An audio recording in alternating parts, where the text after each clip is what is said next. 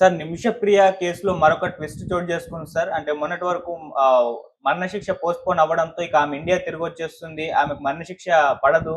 Cancel అయిపోతుందని చెప్పేసి మొత్తం కూడా ప్రపంచవ్యాప్తంగా కవర్ చేశారు. ఈవెన్ ఇక్కడ కూడా కేఏ పాల్ ప్రెస్ మీట్లు పెట్టి ఆమెను నేనే కాపాడాను, నేను తిరిగి తీసుకొస్తానంటూ ఆయన చెప్పుకొచ్చాడు. కాకపోతే ఇప్పుడేం జరిగిందంటే ఆమె ఎవరినైతే చంపిందో వాళ్ళ బ్రదర్ మాత్రం వాళ్ళకి క్షమాభిక్ష పెట్టేదే లేదు. ఆమెకు మరణశిక్ష కంపల్సరీగా పడుతుందంటూ అటు మీడియాతో మాట్లాడుతున్నాడు, ఫేస్‌బుక్‌లో పెడుతున్నాడు. మరి సొంత బ్రదర్ ఈ విధంగా కామెంట్ చేస్తే ఆమెకిప్పుడు మరణశిక్ష తప్పదా?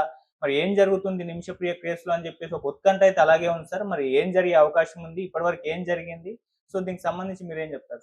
కేరళ పాలక్కాడ్‌కి సంబంధించిన నిమిషప్రియ వాళ్ళ హస్బెండ్ టామీ థామస్ 2011లో యెమెన్‌కెళ్లారు. ఈమె నర్స్‌గా వెళ్ళింది. అతనేమో ఎలక్ట్రీషియన్‌గా వెళ్ళాడు. అతనికి అక్కడ మంచిగా జాబ్ దొరకలేదు.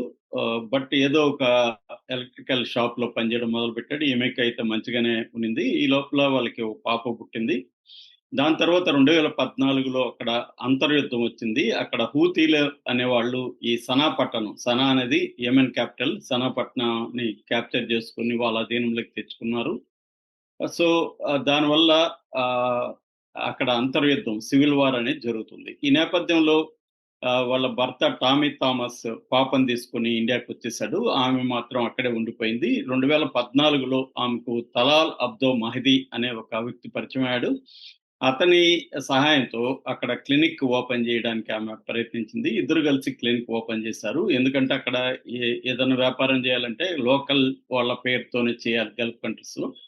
అలాగా ఆమె స్టార్ట్ చేసింది. అయితే కొంతకాలం తర్వాత దీంట్లో వస్తున్న ఇన్‌కమ్ అంతా గూడా అతనే కాజేయడం మొదలుపెట్టాడు. ఎందుకంటే డాక్యుమెంట్స్ అంతా అతని పేరుతో ఉన్నాయి. దాంతో వీళ్ళిద్దరి మధ్య గొడవొచ్చింది. కేసులు పెట్టుకున్నారు. ఈమె కూడా 1 వీక్ జైలు ఉంది. అతను కూడా 1 వీక్ జైల్‌లో ఉన్నాడని చెప్తున్నారు. సో, ఈ నేపథ్యంలో ఈమె ఎవరో సలహా ఇచ్చారో అతనికి మొత్తం ఇచ్చి నీ డాక్యుమెంట్స్ అన్నీ తీసుకో. పాస్‌పోర్టు, వీసా అన్నీ అతని దగ్గరున్నాయి. తీసుకొని నువ్వు వెళ్ళిపో. ఇక్కడ ఇతనితో నువ్వు డీల్ చేయలేవు అని చెప్తే ఆమె హన్నన్ అనే ఒక నర్సు సహాయంతో కెటామిన్ అనే ఒక మత్తు పదార్థాన్ని అతనికిచ్చింది. దాంతో అతను డోస్ ఎక్కువ చనిపోయాడు. దాంతో ఇది 2017లో జరిగింది. అతని బాడీని ముక్కలు చేసి వాటర్ ట్యాంక్‌లో పడేసి వీళ్ళిద్దరూ కలిసి పారిపోవడానికి ప్రయత్నించారు. అయితే అది లీక్ అయిపోయి వీళ్ళని పట్టుకున్నారు. పట్టుకొని సనాకి తీసుకొచ్చారు. ఈ తీసుకొచ్చింది కూడా ఈ తలాల్ అబ్దో మహీదీ వాళ్ళ ఫ్యామిలీ వాళ్ళే అన్నమాట. తీసుకొచ్చి ఇక్కడ అప్పగించారు. అప్పటి నుంచి 2018 నుంచి కూడా ఆమె జైల్లోనే ఉంది. 2020లో ఆమెకి అక్కడున్న సుప్రీం కోర్ట్ కూడా ఖరారు చేసేసింది. సో, అయితే మన వాళ్ళు ఎక్స్‌టర్నల్ అఫైర్స్ మినిస్ట్రీ కి అక్కడ హూతీలకు మధ్య ఎటువంటి డిప్లొమాటిక్ రిలేషన్స్ లేవు. మన ఎంబసీ అక్కడ లేదు. అయినప్పటికీ కూడా మోడీ ప్రభుత్వం అక్కడ లీగల్ ఎయిడ్ చేయడం, అట్లాగే ఢిల్లీ హైకోర్టు జోక్యంతో వా ఈ నిమిషప్రియ వాళ్ళ అమ్మ ప్రేమకుమారి ఆమెను అక్కడికి పంపించారు. అట్లాగే ఈమెను కాపాడడం కోసం వరల్డ్ వైడ్‌గా సేవ్ నిమిషప్రియ ఇంటర్నేషనల్ కౌన్సిల్ ఒకటి ఏర్పడింది. సో, వాళ్ళు లీగల్‌గా ఆమెకి హెల్ప్ చేయడం, జైల్‌లో ఆమెకేమన్నా వసతులు కావాలంటే చూసుకోవడం, అవన్నీ కూడా వాళ్ళు ప్రొవైడ్ చేసుకుంటూ వచ్చారు. మరోవైపు ఈమె మరణ శిక్షను పోస్ట్‌పోన్ చేస్తా వచ్చారు ఇప్పటి వరకు. 2017లో జరిగితే ఇప్పుడు 2025, సో, ఇన్నేండ్లు పోస్ట్‌పోన్ చేయగలిగారు 8 ఇయర్స్. అయితే ఇప్పుడేందంటే డేట్ ఫిక్స్ అయింది 16వ తేదీకి. దాంతో మళ్ళీ వేగం పెంచారు. ఇటు సుప్రీం కోర్ట్‌లో కూడా కౌన్సిల్ తరపున సుభాష్ చంద్రన్ అనే అడ్వకేటు వేశాడు. సుప్రీం కోర్ట్‌లో జస్టిస్ విక్రమ్‌నాథ్, జస్టిస్ సందీప్ మెహతాలకు కూడిన బెంచి ఆహ్, మన సెంట్రల్ గవర్నమెంట్‌ని అడిగింది. మీరేమన్నా హెల్ప్ చేయగలరని. వాళ్ళు మేము మాక్సిమం చేశాము. మా దగ్గర ఇప్పుడు ఆప్షన్స్ అయితే ఏమి లేవు. మేము వాళ్ళ దేశంలోని మనకి ఏమి సంబంధాలు లేవు. అందుకని జిబౌటి అనే ఒక ఈస్ట్ ఆఫ్రికన్ కంట్రీ ద్వారా వాళ్ళతో చర్చిస్తున్నామని చెప్పారు. ఆల్రెడీ వాళ్ళకి ఒక నోట్ వెర్బల్ పంపించారు. నోట్ వెర్బల్ అంటే ఒక రిక్వెస్ట్ అన్నమాట. సో, అది హెల్ప్ అయింది. హెల్ప్ అయ్యి ఒక పోస్ట్‌పోన్ అవ్వడానికి అది కూడా ఒక కారణం. రెండవ కారణం ఏందంటే, ఈ కౌన్సిల్ తరపున, ఇంటర్నేషనల్ కౌన్సిల్ తరపున అక్కడ సున్నీ గవర్నమెంట్ వాళ్ళు హుతీలు, సున్నీసు ఆ సున్నీలకి సంబంధించి అక్కడ సున్నీ గురువులు ఉంటారు. ఆ గురువుల్ని కాంటాక్ట్ చేయడానికి కేరళలో ఉండే గ్రాండ్ ముఫ్తీ ఆఫ్ ఇండియా అంటారు ఆయన్ని. చాలా ఏజ్డ్ పర్సన్, సున్నీ గురువు అనమాట ఆయన. ఇండియన్ దీంట్లో ఉంటాడు. ఆయన పేరు కాంతాపురం ఏపీ అబూబకర్ ముస్లియార్ షేక్ అబూబకర్ అహ్మద్ అని కూడా అంటారు. ఆయన్ని కాంటాక్ట్ చేస్తే ఆయన మానవతా దృక్పథంతో తన మతానికి సంబంధించిన ఆవిడ కాకపోయినా అక్కడ యెమెన్లో ఉండే షేక్ హబీబ్ ఉమర్ బీన్ షఫీజ్ అనే ఒక గురువుని పట్టుకొని ఆయనకి ఇన్ఫార్మ్ చేశాడు. ఇలాగా ఒక మానవతా దృక్పథంతో ఆమెను విడిపించండి అని ఆయన అడిగారు. అక్కడ షరియాలా అంటారు. షరియాలలో బ్లడ్ మనీ అంటారు. ఆ బ్లడ్ మనీ అంటే అర్థం ఏంటంటే డబ్బులు విక్టిమ్ ఫ్యామిలీకి కానీ డబ్బులు ఇస్తే ఆ విక్టిమ్ ఫ్యామిలీ క్షమాభిక్ష పెడితే అప్పుడు ఆమెను విడుదల చేసే అవకాశం ఉంది. సో ఈ సిస్టమ్ అక్కడ ఉంది కాబట్టి దీన్ని ఉపయోగించుకొని ఆమెకు డబ్బులు ఇస్తామని ఆఫర్ ఇచ్చారు. ఇప్పటి వరకు దాదాపు $1 మిలియన్ ఈ సంస్థ తరఫున కలెక్ట్ అయి ఉంది. $1 మిలియన్ అంటే మన కరెన్సీలో 8,59,00,000. అది కాకుండా 20 కోట్ల వరకు కూడా రెడీగానే ఉన్నారు కొంతమంది.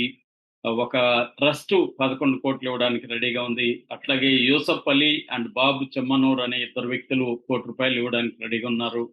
అంతా కలిపి 20 కోట్ల వరకు కూడా ఇవ్వడానికి రెడీగా ఉన్నారు.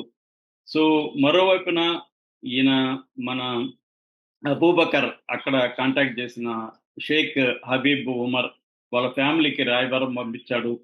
సో ఇలాగా వాళ్ళు అడుగుతున్నారు, మీరు బ్లడ్ మనీ తీసుకొని క్షమాభిక్ష పెట్టండి. వాళ్ళ ఫ్యామిలీలో కొంత ఎల్డర్స్ పీపుల్ క్షమాభిక్ష పెట్టడానికి ముందుకొచ్చారు. అందుకనే ఆ గవర్నమెంట్ పోస్ట్పోన్ చేయడానికి కూడా ఇది ప్రధాన కారణం అన్నమాట. ఎప్పుడైతే అక్కడ సున్నీ గురువు ఇంటర్వ్యూన్ అయ్యాడో వాళ్ళ ఫ్యామిలీతో, వాళ్ళ ఫ్యామిలీలో ఉండే కొంతమంది ఎల్డర్స్ కొంత మెత్తబడ్డారు. దానివల్ల గవర్నమెంట్కి ఇటు మన గవర్నమెంట్ నుంచి అక్కడ హుతీల సంబంధించి కొంత డిప్లొమాటిక్ ప్రెజర్ చేయగలిగారు. ఇటువైపు ఫెయిత్ డిప్లొమసీ అంటారు. అంటే ఇక్కడ సున్నీ గురువు అక్కడ సున్నీ గురువుతో మాట్లాడి ఒక ఫెయిత్ డిప్లొమసీ చేయగలిగారు. దీనివల్ల ఆమెను నిరవధికంగా డేట్ ఇవ్వలేదు, వాయిదా వేశారు. అయితే ఈ లోపల ఏమైందంటే అక్కడ ఉన్న ఆ ఫ్యామిలీలో ఉన్న యంగర్ జనరేషన్, ముఖ్యంగా వాళ్ళ బ్రదర్ ఎవరైతే తలాల్ అబ్దో మహిదీ చనిపోయాడో వాళ్ళ తమ్ముడు అబ్దల్ పతాహ్ మెహదీ అతని పేరు. ఈ అబ్దల్ పతాహ్ మెహదీ చాలా సీరియస్ గా తీసుకొని అసలు క్షమాభిక్ష అనేది లేదు, కిసాస్ అంటారు. కిసాస్ అంటే అక్కడ ప్రతీకారం అన్నమాట. సో కిసాస్ తప్పదు, బ్లడ్ని కొనలేం, బ్లడ్ కెనాట్ బి బాట్ అని ఆయన ఫేస్బుక్ లో పోస్ట్ నేను చదివాను. Blood cannot be bought, justice cannot be forgotten అని ఆయన చెప్పాడు. ఈ ఇండియా మీడియా మీద కూడా ఆయన ఆగ్రహం వ్యక్తం చేశాడు. ఇండియా మీడియా అంతా మేమేదో క్షమాభిక్ష పెట్టేశాము, ఆమెను ఇండియాకి తీసుకెళ్ళిపోతున్నారు అని ఒక దుష్ప్రచారం చేస్తున్నారు. ఎవరెవరో మేమే ఆమెను కాపాడామని ప్రచారం చేసుకుంటున్నారు. రెండవది ఆమెదో విక్టిమ్ లాగా మేమేదో ఆమెను హింసిస్తున్నట్టు ప్రచారం చేస్తున్నారు. అక్కడ ఆమె విక్టిమ్ కాదు, ఆమె ఒక కోల్డ్ బ్లడెడ్ హంతకి. మా బ్రదర్ని హత్య చేసి ముక్కలు ముక్కలుగా నరికి అక్కడ వేస్తే ఆమెకు క్షమాభిక్ష పెట్టాలని మీరు ఎలా అడుగుతారు? మీ దేశంలో ఇట్లాగే చేస్తారా అని అతను ఆగ్రహం వ్యక్తపరుస్తున్నాడు. ఇప్పుడు ఏమైందంటే ఇది ప్రాబ్లం అయి కూర్చునింది. ఆ ఫ్యామిలీ అంతాగా కలిసి క్షమాభిక్ష పెడితేనే అవుతుంది. ఎవరు వ్యతిరేకించిన ఆ ఫ్యామిలీలో అవ్వదన్నమాట. అది అక్కడ ఉన్న పద్ధతి. కాబట్టి ఇప్పుడు already save Nimishapriya council, international council try చేస్తున్నారు. మాజీ state minister, external minister Muralidhar అని ట్రై చేస్తున్నాడు. అట్లాగే ఈ పెద్ద ఆయన కూడా వీడియో ఇంటర్వ్యూలు ఇచ్చాడు. ఈ మన సున్నీ పెద్ద గురువు గ్రాండ్ ముఫ్తీ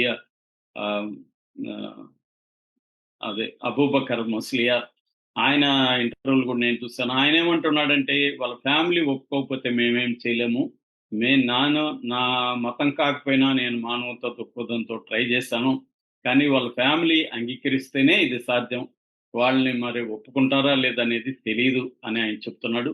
ఈ నేపథ్యంలో ఇక్కడేమో ఇతనేమో మన కేఏ పాలు ఏదేదో వీడియోలు తీసుకొచ్చి నేనే చేశానంటున్నారు. ఈయన చేసినట్టుగా ఎవరు కూడా అక్కడ కౌన్సిల్ వాళ్ళు కానీ వాళ్ళ ఫ్యామిలీ మెంబర్స్ కానీ ఎవరు కూడా చెప్పట్లేదు. మరి ఈయన చేశానన్న దాంట్లో ఎంత నిజం ఉంది అనేది మనకు తెలీదు. మరి ఇప్పుడు ఏమంటాడు? ఇప్పుడు వాళ్ళ బ్రదరే అడ్డం తిరిగాడు కదా! మరి ఇప్పుడు కేఏ పాల్ ఏమంటాడు? దీని మీద కౌన్సిల్ కూడా ఒక అప్పీల్ చేస్తూ ప్రకటించింది. అయ్యా బాబు దయచేసి సంయమనం పాటించండి.